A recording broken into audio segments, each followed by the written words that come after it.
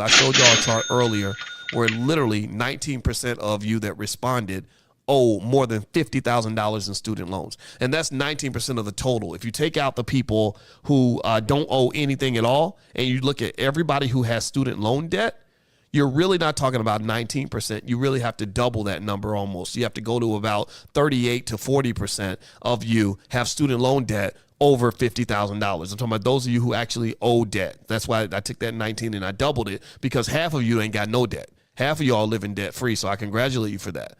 So really, the solutions are not cute little Democratic Party or Republican Party programs. The solution is not something very basic and simple or easy to implement. It's not going to be, it's not going to come from white people. Black people are going to have to solve this problem, and you're going to have to solve it in a very radical way. You're going to have to be radical.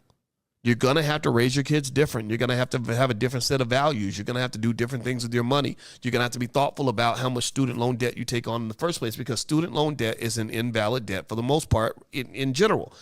What they're going to probably do when they talk about reparations is the first thing they're going to address with reparations is probably something like student loan forgiveness. They're going to say, as part of your reparations plan, we're going to forgive $20,000 of student loan debt for every black person.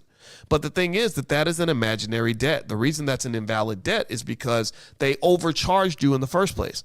The debt never should have existed. It's like if I see you and you're hungry and you say, can I get something to eat? And I say, got a candy bar. And you say, how much is it? I say, oh, it's $800. The Snickers bar is going to cost $800. And you say, but a Snickers bar shouldn't cost $800. I say, don't worry. You don't have to pay me any money now. Just sign this piece of paper and you'll owe me $800 and you can just pay me $50 a month until the debt's paid off plus interest. That's not a valid debt.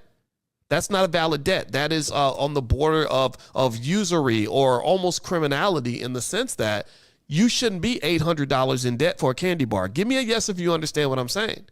So the same way you shouldn't be $800 in debt for a candy bar that somebody extorted you into buying because you were hungry and you would sign anything to get food, you shouldn't be $100,000 in debt to get a college education.